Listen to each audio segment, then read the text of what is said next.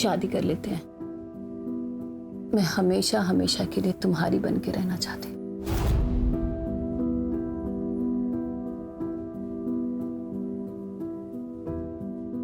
चल कर लेते हैं, पर तुम्हें आशीष को डिवोर्स देना होगा।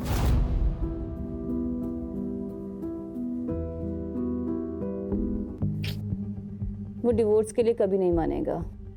इसीलिए तो समझा रहा हूँ, जो चल रहा है उसे चलने दो। देखो मेरे पास अच्छी गाड़ी होती, अच्छा घर होता, अच्छी जॉब होती, तो तुम्हें आशीष के साथ रहने ही नहीं देता। मैं खुद ही बोल देता, लात मार के भगाओ इससे। मैं समझती हूँ जितेन, पर ऐसे छुप छुप के मिलने में तो खतरा है ना। अगर किसी दिन आशीष को पता चल गया तो तब की तब देखेंगे।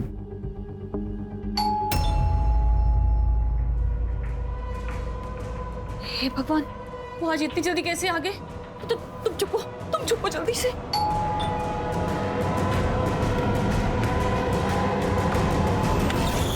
घंटी सुनाई नहीं देती क्या? कब से कंट्रोल करके खड़ा हूं।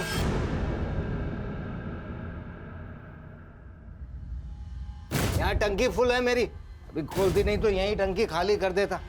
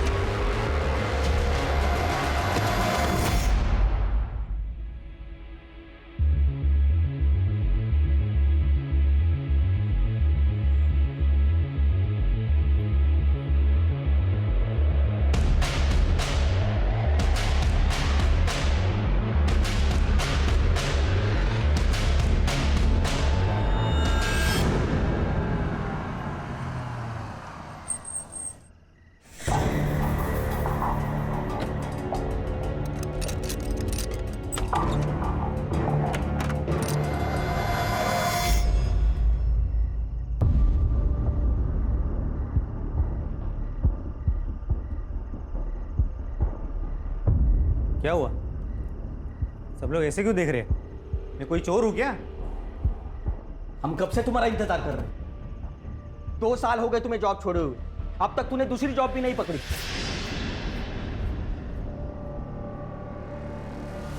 तुम्हें पता भी है 5 लोगों के परिवार के लिए कितना खर्चा आता है?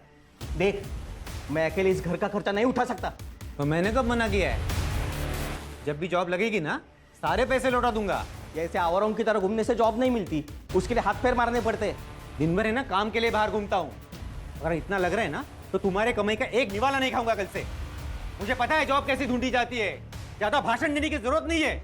देख अक्षय, तू कल से घर में पैसे देना शुरू कर दे, नहीं तो चला जाए यहाँ से। चला जाऊं? ऐसे कैसे चला जाऊं? ये घर है ना हम दोनों के नाम पे है, मैं नहीं जाने वाला। आपको पता भी है इस घर में जीना मेरे लिए कितना मुश्किल हो गया है, जहां बात बात पर जताया जा रहा है कि हम पर एहसान किए जा रहे हैं। मैं कुछ नहीं जानती, आप इनके पैसे दे दीजिए, नहीं तो हम ये घर छोड़कर चले जाएंगे।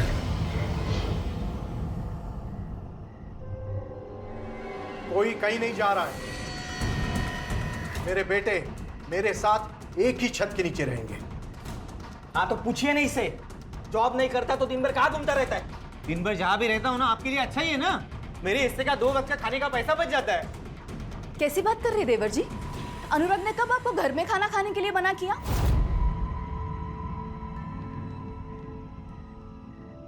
तो फिर किसी को क्यों जानना है मैं दिन भर क्या करता हूँ, कहाँ रहता हूँ? पापा आप ना हमें हमारा हिस्सा दे दीजिए। बस, दोबारा मुझे ये बात नहीं सुननी।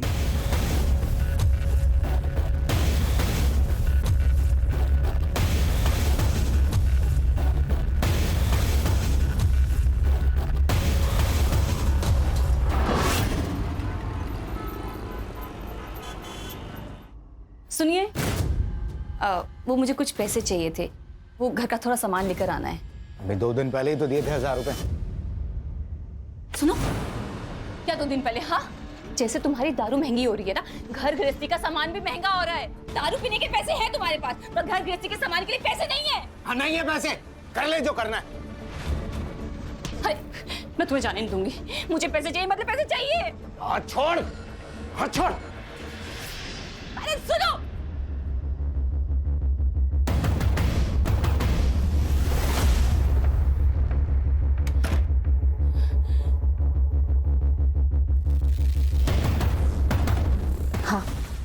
वो अभी घर से बाहर निकला है। ठीक है।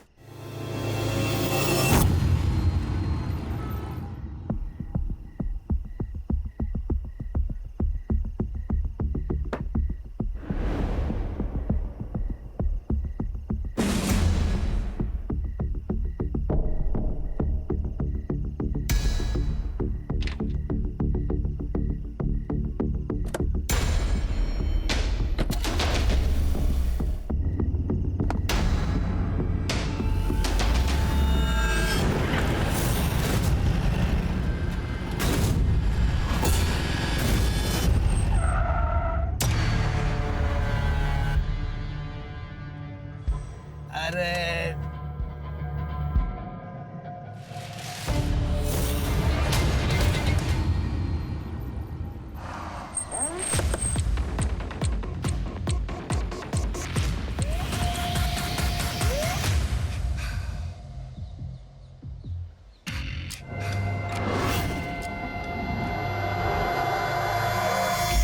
सर 500 मीटर पर एक गाड़ी मिली है। गाड़ी के आसपास खून है।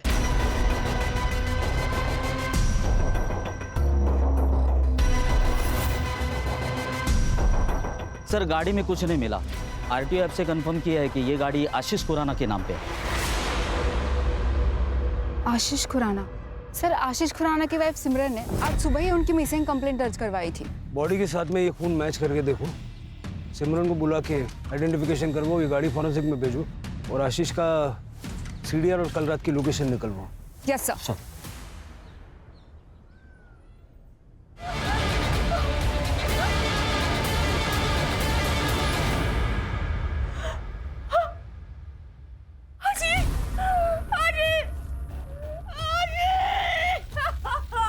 तृप्ति,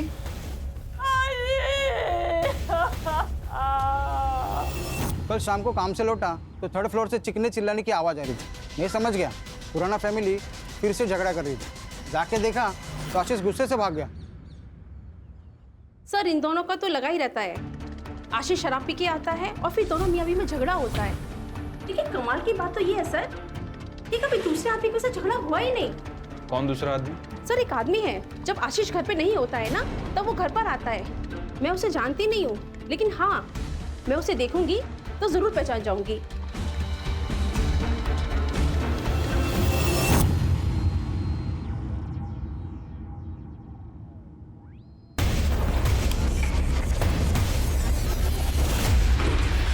तो आपके हस्बैंड मिस्टर आशीष खुराना उस शाम को 7 बजे घर से बाहर निकले थे और फिर वापस लौटे ही नहीं। जी सर, हर दिन वो आधी रात को घर वापस आते थे। सर उस दिन मैंने फोन किया उन्हें तो उन्होंने कहा कि वो आधे घंटे में आ रहे हैं। सर उसके बाद मेरी आंख लग गई थी तो रात के करीब 3 बजे मेरी आंख खुली। वो घर वापस नहीं आए थे। मैंने उन्हें फोन किया पर सर सुबह तक उनका कोई रिस्पॉन्स नहीं आया। फिर सर मैं पुलिस स्टेशन चली गई। देर रात तक घर से बाहर रहने की क्या वजह थी? काम? नहीं सर, उन्हें शराब पीने की लत लगी हुई थी। शुरू में वो घर पर ही शराब पीते थे। जब मैंने रोका तो बाहर जाने लगे और फिर हर दिन वो नशे की हालत में घर वापस आते थे। काम क्या करते थे वो? सर वो बैंक में जॉब करते थे। 2 साल से उनके पास कोई जॉब नहीं थी तो हमने पड़ोसियों से सुना है कि जब आशीष घर पर नहीं होते थे तो अक्सर आपको एक व्यक्ति मिलने के लिए आया करता था। कहीं ऐसा तो नहीं कि उस व्यक्ति के साथ मिलके आपने आशीष को? व्यक्ति? सर ये आप ये क्या कह रहे हैं? आप मुझ पे मेरे पति की मौत का इल्जाम लगा रहे हैं।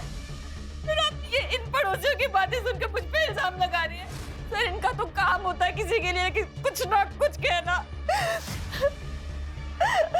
सर ये तो बस जले पे नमक छिड़कते हैं।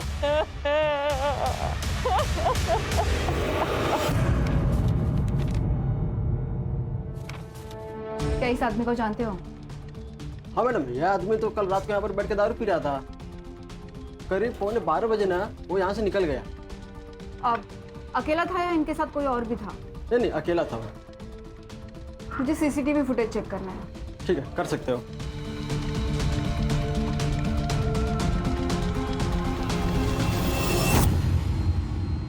सर, हमने बार का सीसीटीवी फुटेज चेक किया और जैसे मैनेजर ने हमें बताया वैसे ही आशीष बार में अकेला ही ड्रिंक कर रहा था और 11:45 को आशीष बार से अकेला ही निकला और आशीष के लोकेशन डिटेल के अनुसार वो नॉन स्टॉप ट्रैवल कर रहा था वहां तक जहां पर हमें उसकी बॉडी मिली, जो कि एक सुनसान जगह है। आशीष अकेला गाड़ी चला रहा था, इसका मतलब किसी ने रास्ते में उसे रोका और उस पर हमला किया। ये 12 तारीख की रात का मालजीपाड़ा का डंप डेटा निकलवा। Yes sir. Sir, PM report और फॉरेंसिक रिपोर्ट आ गई है। सर, रिपोर्ट के हिसाब से उसकी मौत 12 तारीख की रात 12 से 13 तारीख की सुबह 3 बजे के बीच में हुई। मल्टीपल स्टैबिंग और एक्सेसिव ब्लड लॉस, और सर उसके लंग्स में धुएं के ट्रेसेस नहीं मिले, मतलब कि उसे मारने के बाद जलाया गया। और सर फॉरेंसिक में कुछ खास नहीं है, उसकी कार में उसके अलावा किसी के फिंगरप्रिंट नहीं है।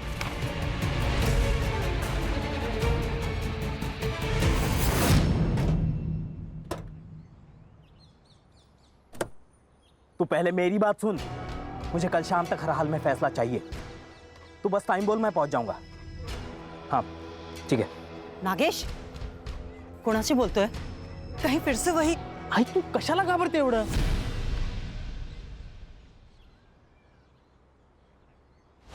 अरे दे, मैं सब ठीक कर दूंगा। चल ठीक है, बाय।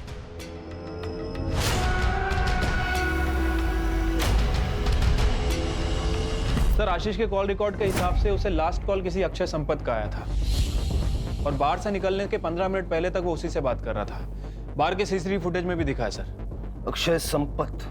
हाँ सर, और इसके कॉल रिकॉर्ड में किसी जितेन शाह का भी नंबर मिला और ये तीनों लगातार टच में थे। इनफैक्ट दिन में 2 से 3 बार बात भी किया करते थे।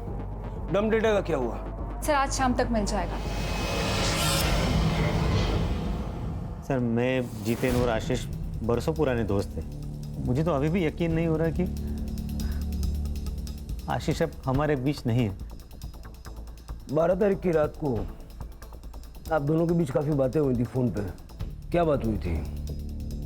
सर, जनरली ऐसे ही फ़ोन किया था, इधर उधर की बातें की और रख दिया। उस वक्त तुम कहाँ थे? मैं घर पे ही था।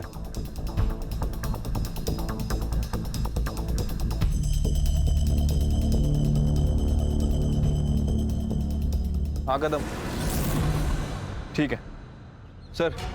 ये जितेन के पेरेंट्स का कहना है कि 13 अक्टूबर को वो सूरत गया था काम के सिलसिले में। मर्डर के नेक्स्ट डे बाहर चला गया। उसको फोन करके बुलवाओ और ये अक्षय की स्टोरी चेक करो।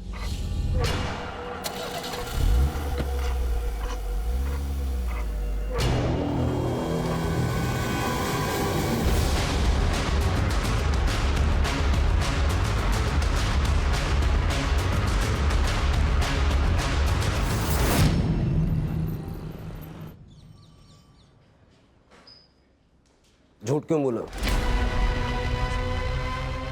जिस वक्त आशीष बाहर से बाहर निकला उसी वक्त तू भी अपने घर से बाहर निकला और फिर रात को 1:30 बजे तक तुम्हारा फोन स्विच ऑफ था। वो क्या है सर, मैं रात को अक्सर बाहर जाया करता हूँ। वो क्या है ना, मुझे पान खाए बगैर नींद नहीं आती। और रही बात मोबाइल की, तो मेरी मोबाइल की बैटरी डाउन हो गई थी सर, इसलिए स्विच ऑफ हो गया था। लेकिन मैं जैसे ही घर लौटा मैंने चार्जिंग पे लगाया और सो गया। कितने घंटे तक बाहर था? यही कोई लगभग 1 आध घंटा। पान वाले के वहाँ बहुत भीड़ थी क्या 1 घंटा लग गया? नहीं सर, वो क्या है, मैं पान खाने के बाद ड्राइव पे जाता हूँ, वो ट्रैफिक कम रहती है ना रात को। कौन से पान वाले के वहाँ गया था? चौरासी पान वाला सर। अक्षय साहब, वो तो हमेशा आते रहते साहब। उस रात को भी करीब 12 बजे आए थे। तो मैं इतना यकीन कैसा है? उस रात उन्होंने मुझे 2000 रुपए का नोट दिया था। मेरे पास भी छुट्टा नहीं था, उन्होंने मेरे पे भरोसा कर लिया। वो बोले मैं रोज आते रहता हूँ, बाद में पैसे लेके जाऊंगा। ठीक है, थैंक यू। हाँ, अक्षय तो दिन रात घर से बाहर ही रहता है। घर में तो बस खाना खाने आता है। पता नहीं कौन से बिजनेस की प्लानिंग कर रहे हैं। हमारी तो छोड़िए, उसकी खुद की पत्नी भी परेशान रहती है। मतलब दिन भर वो काम की वजह से घर पे नहीं होता है। सालों से उसे पान खाने की आदत है, तो रात को 1-2 घंटे के लिए वो बाहर चला जाता है। सर, पूरे घर का माहौल खराब करके रखा इसने। इसकी इन आदतों की वजह से हमने पूछना भी बंद कर दिया है। आप तो अक्षय की पत्नी है, आपको तो पता होगा ना कहाँ कितना वक्त गुजारते हैं आपके पति। सर, मैं ज़्यादा कुछ पूछती नहीं हूँ उन्हें। जब तक वो आता है मैं सो जाती हूँ, इसलिए हम दरवाजे को लॉक भी नहीं करते, ताकि उन्हें जब भी आना हो रात को वो आ जाते हैं। अगर अक्षय ने आशीष को नहीं मारा है तो फिर कौन हो सकता है? ये जितिन का है। सर कल आ रहा है। सर डीएनए रिपोर्ट आ गई है, वो बॉडी आशीष की है और मैंने उसका बैकग्राउंड भी चेक किया। उसे शराब पीने की लत थी, इसके अलावा सब कुछ नॉर्मल है। कदम, ये जितिन के घर के बाहर नजर रखने के लिए कांबळे को भेजो। जैसे ही वो घर पे पहुंचेगा उसको सीधा पुलिस स्टेशन लेके आओ। Okay sir. आशीष की वाइफ सिमरन, उसका क्या हुआ? सर उसकी सीडीआर चेक की, एक नंबर मिला है जिससे वो लगातार बात करती है। इंक्वायरी की तो पता चला कि उसकी बहन रश्मिका भल्ला का है। नॉर्मल बात है सर, लेकिन हर दिन घंटों घंटों बातें करना और एक ही दिन में 2-3 बार बात करना, ये थोड़ा अजीब नहीं लगता है? रश्मिका और सिमरन दोनों के सीडीआर और लोकेशंस निकलवाओ। सर, और इसके पास और एक जली हुई बॉडी मिली है।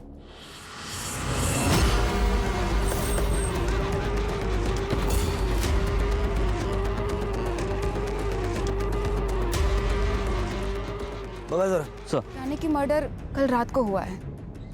सर, गाडीमध्ये काहीच सापडलं नाही। ये गाडी अक्षय संपत के नाम पे है। परिवार वालों को बुला लो।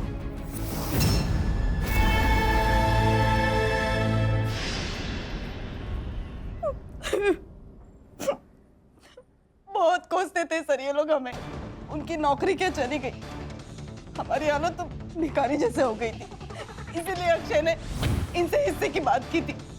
सर मैं अपने फैमिली को टूटने नहीं देना चाहता था, इसलिए मैंने उसे हिस्सा देने से मना कर दिया था। सर ऐसा कौन सा बाप है जो अपने बेटे की बुरी आदतों की वजह से उसे ना डांटे? 2 साल हो गए सर और जॉब ना मिले, कैसे हो सकता है सर? मेरा बेटा कामचोर हो गया था,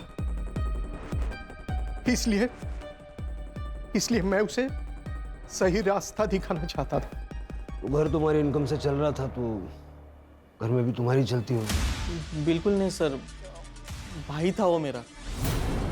और सर कभी कभी समझाने के लिए सख्त रवैया अपनाना पड़ता है, और वैसे हम लोग सब प्यार से ही समझा रहे थे उसको।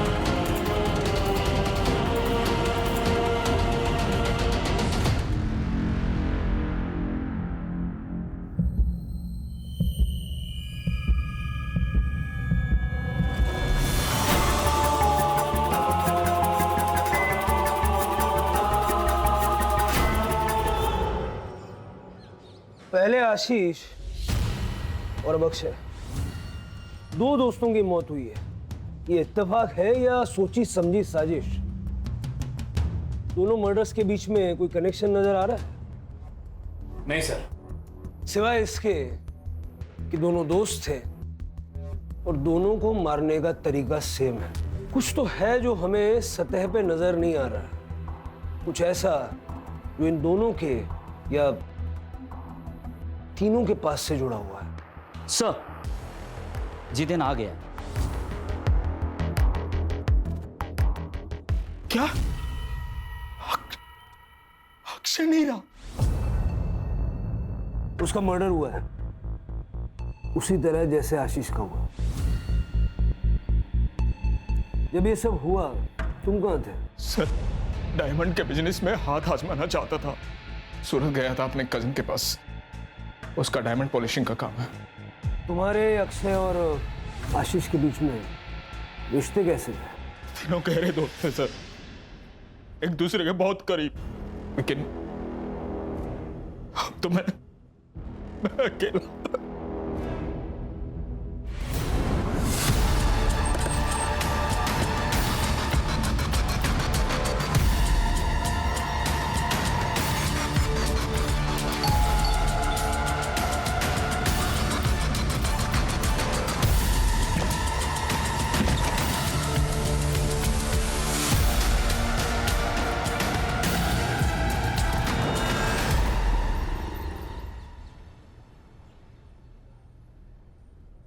तुम्हारे साथ क्या हुआ था?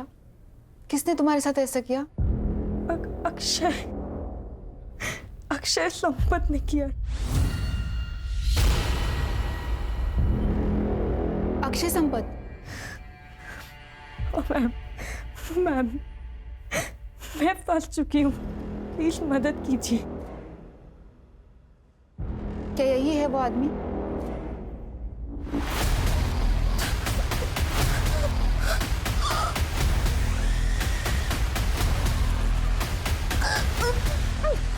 सर प्लीज आप बाहर जाइए।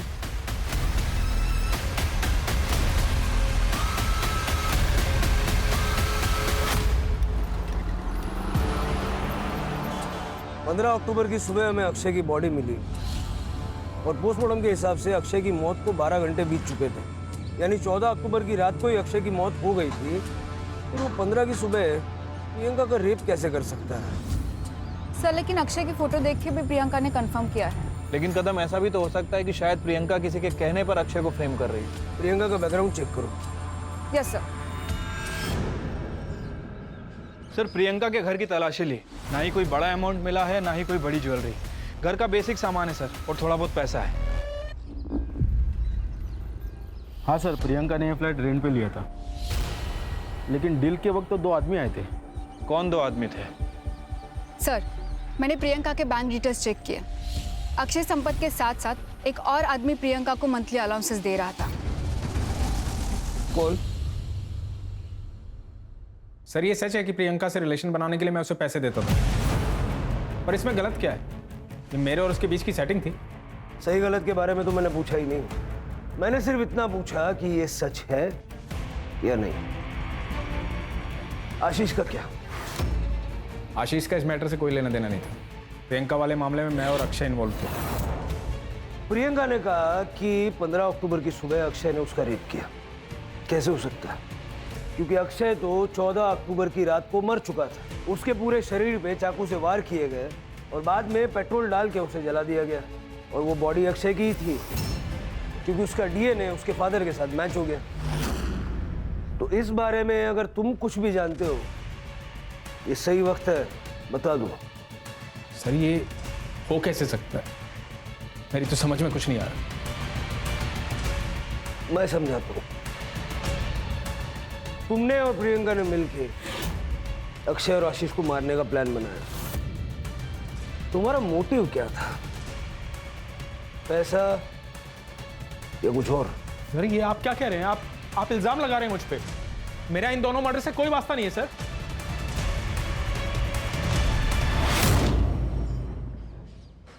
सर आशीष, जितेन और अक्षय हैं। इन तीनों की दोस्ती के अलावा एक और कनेक्शन है इन तीनों से रिलेटेड। सर 3 साल पहले इन तीनों को एक बड़े स्कैम के चक्कर में पकड़ा था, लेकिन सबूत ना होने की वजह से इन्हें छोड़ दिया गया। मैंने उस केस के इन्वेस्टिगेशन ऑफिसर नचिकेत परब को बुलाया है। सर मैंने आशीष और अक्षय के मर्डर के बारे में पढ़ा। 3 साल पहले आशीष, अक्षय और जितेन, इन तीनों ने मिलकर मुंबई के बैंक में फ्रॉड किया था, जिसकी इन्वेस्टिगेशन मैं कर रहा था। क्या किया था? सर दरअसल आशीष, अक्षय और जितेन तीनों लोन डिपार्टमेंट में काम करते थे। 3 साल पहले गवर्नमेंट ने गरीब लोगों के लिए एक स्कीम लाई थी, जिससे वो गरीब लोगों को 50,000 रुपये का लोन दे रही थी। 500 लोगों ने लोन के लिए अप्लाई किया था और उन सबके लोन इन तीनों ने पास किए थे। बैंक ने 2.5 करोड़ का लोन दिया था, लेकिन उन लोगों ने ये पैसा एक नकली एग्रो कंपनी में ट्रांसफ़र किया था, जो कंपनी इन्होंने बनाई थी। कई सारे वेंचर्स कैपिटल्स को इनकी नकली कंपनी का आइडिया पसंद आया और उन्होंने उस कंपनी में 10 से 12 करोड़ रुपए डाले। तब तक इन लोगों ने एक बड़ा सा ऑफिस लेके उन सबको झांसे में रखा और जैसे ही इनका काम बन गया, उन्होंने ऑफिस बंद किया और फरार हो गए। जब वेंचर कैपिटल्स को एहसास हुआ कि वो कंपनी नकली थी, तो उन्होंने एफआईआर दर्ज की। सर हमने तो सारे प्रोटोकॉल्स फॉलो किए थे। यस सर, हमने तो पूरे वेरिफिकेशन के बाद ही लोन सैंक्शन किया था उन लोगों को। सर लोन लेने के बाद वो लोग अपने पैसे का क्या करते हैं, हमारा लुकआउट नहीं। उन लोगों ने तुम्हारे कहने पे अपना सारा पैसा तुम्हारी नकली कंपनी में लगा दिया। सर किस कंपनी की बात कर रहे हैं आप? सर आप क्या बोल रहे हो ना, कुछ समझ में नहीं आ रहा है। सर हमारे हाथ में कोई सबूत नहीं था, इसलिए केस को बंद करना पड़ा। 12.5 करोड़ गायब थे, 10 करोड़ वेंचर कैपिटल्स के और 2.5 करोड़ बैंक के, जो बैंक ने लोन में दिए थे। और केस के चलते इन तीनों को सस्पेंड कर दिया गया। सबसे इंटरेस्टिंग चीज़ ये है कि इतना बड़ा घपला करने के बाद भी कहीं कोई प्रूफ नहीं मिला। सर क्योंकि उन्होंने अपने या अपने फैमिली के नाम पे कुछ भी नहीं रखा था। उन्होंने नकली नाम, नकली एड्रेस, नकली पैन कार्ड और नकली आधार कार्ड से उस कांड को अंजाम दिया था। और रजिस्टर ऑफ कंपनी में भी उन्होंने किसी को घूस खिला के अपनी कंपनी रजिस्टर करवाई थी, इसलिए किसी ने अच्छे से कंपनी की जांच पड़ताल भी नहीं की। तो ये थी वो मिसिंग कड़ी। तो तुमने जितेन की मदद इसलिए की ताकि वो अक्षय और आशीष को मार के उनका सारा पैसा हथिया सके। मैंने कुछ नहीं किया है, मैं तो खुद एक विक्टिम हूँ। पापा अक्षय और जितेन अंकल के लिए काम करते थे। उनकी डेथ के बाद मैं और मम्मी बहुत अकेले हो गए थे। मुझे अपनी आगे की एजुकेशन के लिए पैसे चाहिए थे। मैंने जितेन अंकल को कहा, उन्होंने मुझे बुलाया और मेरा फायदा उठाया। बाद में अक्षय अंकल ने भी यही किया। तुम्हारी कहानी पे कैसे यकीन करें?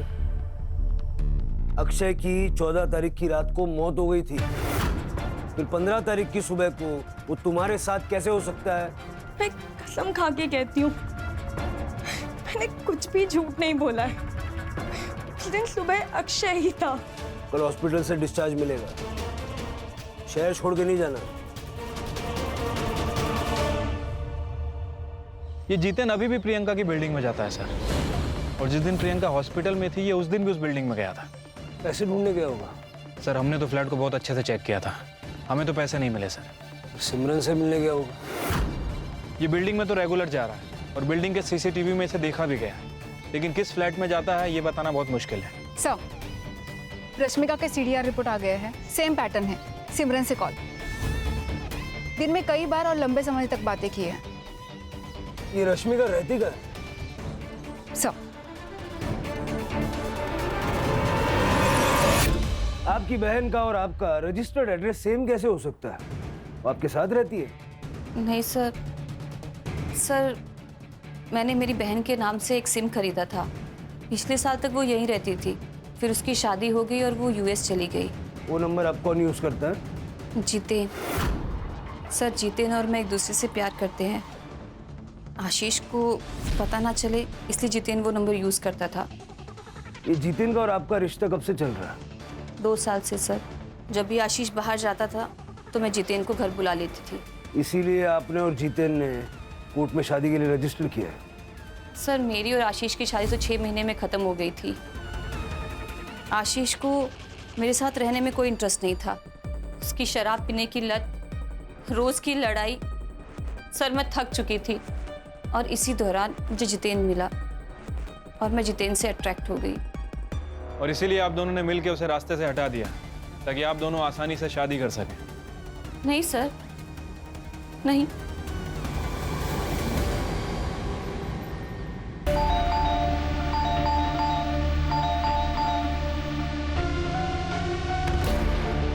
सचिन अच्छा हुआ तुम आ गई। देखो ना बहुत स्मेल आ रही है, गेट भी नहीं खोल रहा है। मैं पुलिस को फोन करता हूँ। Hello hello, police station.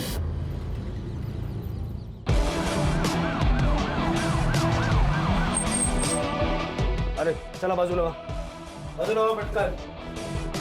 Sir ये मकान मालिक है, इन्होंने फ़ोन करके मुझे बुलाया था। दरवाजे के अंदर से बदबू आ रही थी सर, हम आपके आने का इंतजार कर रहे थे इसलिए हमने दरवाज़ा नहीं खोला। एक चाबी होगी ना आपके पास? खोल दीजिए।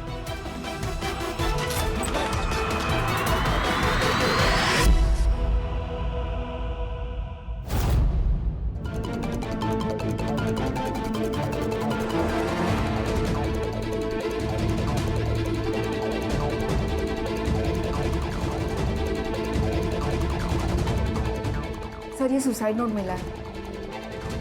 पुलिस को सब कुछ सच बताने की बात थी। पुलिस मुझे ही मर्डर्स का जिम्मेदार मान रही है। जब पुलिस ही गलत इल्जाम लगाएगी तो मैं किसके पास मदद के लिए गुहार लगाऊं?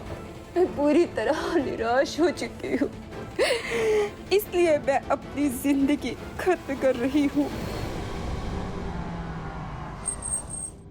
सर आशीष और अक्षय की मर्डर की इन्वेस्टिगेशन कहाँ तक पहुँची है? देखिए इन्वेस्टिगेशन अभी चल रही है, अभी कुछ कह नहीं सकते। आप लोग कुछ कहते ही क्या है सर?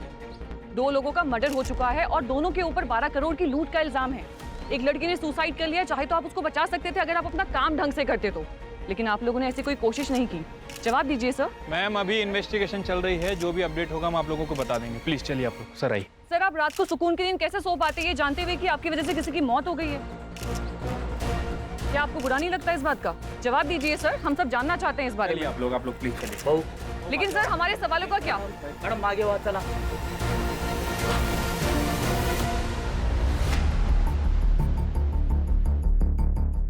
हो सकता है कि जितेन और सिमरन ये दोनों इन्वेस्टिगेशन को भटकाने के लिए प्रियंका को मार के ये सुसाइड का नाटक रच रहे हैं और अगर प्रियंका ने वाकई में सुसाइड किया है तो पोस्टमार्टम रिपोर्ट में क्लियर हो जाएगा।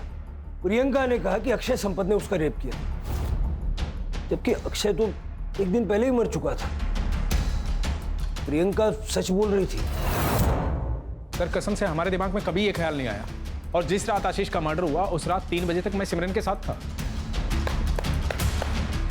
कहानी बहुत अच्छी है, बहुत बढ़िया, लेकिन इस कहानी में ट्विस्ट है।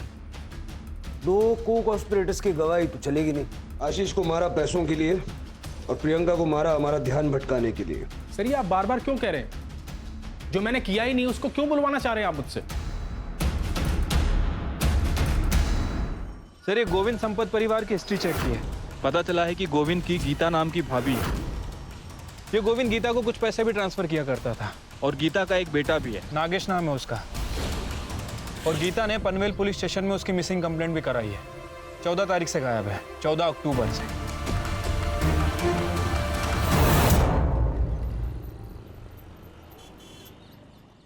नागेश की किसी के साथ कोई दुश्मनी वगैरह थी क्या?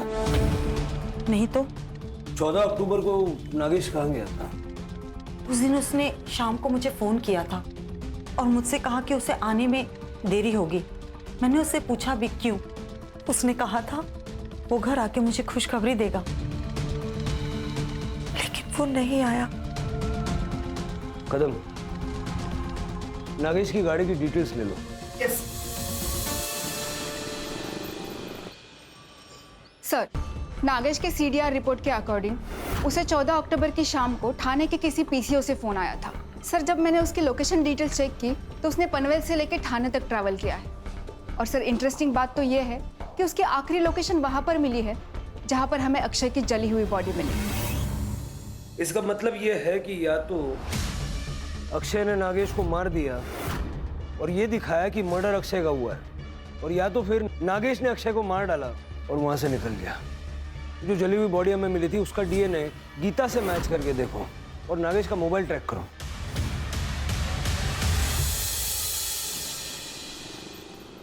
सर, ये नागेश का फोन थोड़ी देर पहले पुणे में ऑन हुआ था, लेकिन स्विच ऑफ हो गया। सिम कार्ड डीलर को ट्रेस। सर,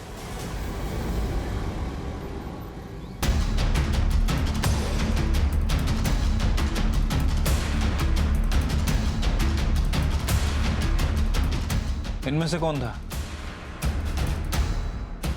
सर ये था।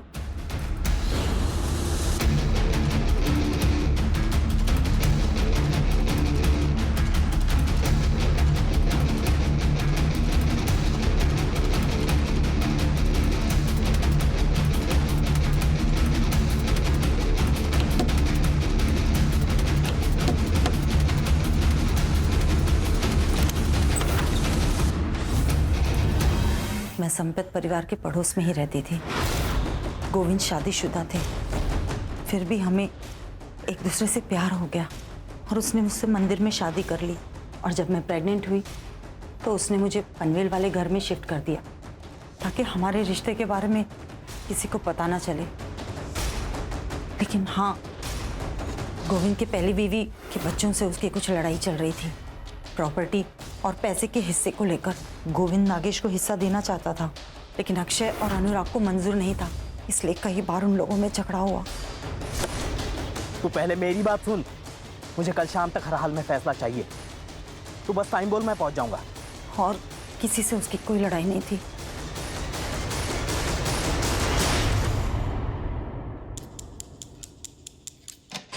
मुझे ये बताओ, 12 तारीख की रात को क्या हुआ था? सर, मैंने आशीष को फ़ोन किया। आशीष, कल फिर से कोई नया बहाना बनाया तो तुम यही बोलोगे कि पैसे कहीं और छुपाए, वहाँ लेने जाना है। अरे तू टेंशन मत ले यार, एक काम कर, तू आज ही आजा, मैं आज ही तेरे को दे दूंगा। तो तूने सोचा कि सारा पैसा तू ले लेगा? सर, मेरे मन में लालच आ गया था। सबसे पहले मैं चौरसिया पान वाले के पास गया और इस बात का ध्यान रखा कि उसे याद रहे कि मैं उसकी दुकान पर आया था। मैंने उसको 2000 का नोट दिया और बोला कि छुट्टा बाद में ले लूँगा। उसके बाद मैं उस रास्ते पर निकल गया जहाँ से आशीष गुजरने वाला था। पीछे आशीष की गाड़ी आई, मैं उसका पीछा करने लगा।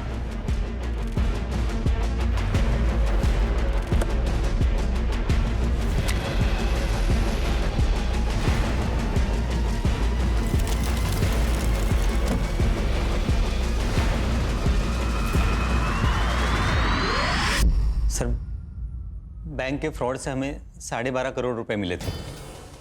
वो सारे पैसे हमने आशीष के पास रखे थे। नीरज और मैं बार बार उसे कह रहे थे कि हमें हमारा पैसा दे दे ताकि हम भी हमारी ज़िंदगी में आगे बढ़े, लेकिन वो हमेशा हमारी बात टाल देता था। साहब ये अक्षय आशीष को कुछ नहीं बोलता था, मैं ही उसके पीछे पड़ा रहता था। मैं कहता था अरे जब पैसा है और उसे इस्तेमाल नहीं कर सकते तो क्या फायदा।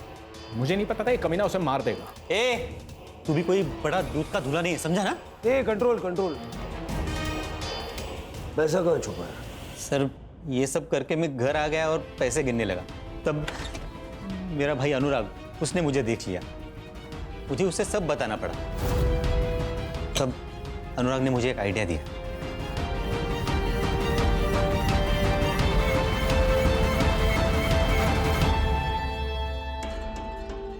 देखिए, आशीष के मर्डर केस में ना चांसेस है कि पुलिस तुझ पे शक करे, क्योंकि उसे लास्ट कॉल तूने किया है।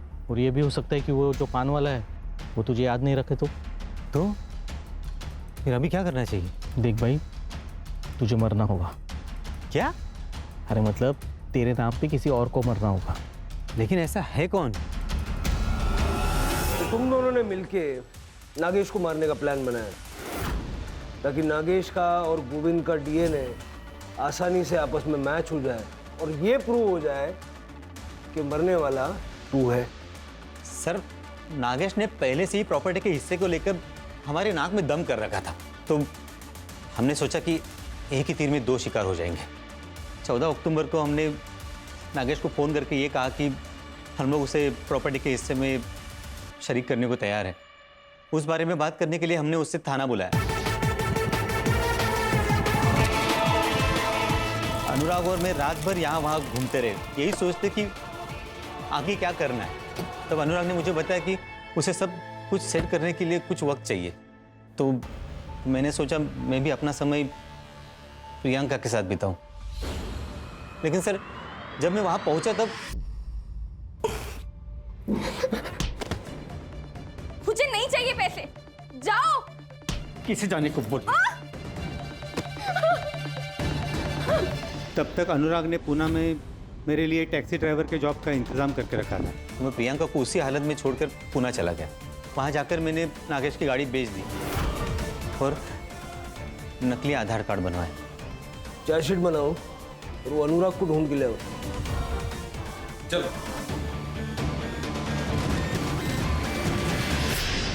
इतने गरीबों को लूटा, बैंक को बेवकूफ बनाया, करोड़ों रुपयों का गबन किया, अंत में क्या मिला? पैसा जरूरी है, लेकिन अनैतिक रूप से कमाया हुआ पैसा क्या वाकई आपके काम आ सकता है? सर, जैसे आपने बताया था, मैंने प्रियंका के होम टाउन का एड्रेस निकाल के उसकी माँ को पानीपत में खबर पहुंचा दी है और उनको ये भी बताया है कि उनकी बेटी कॉल सेंटर में जॉब करती थी।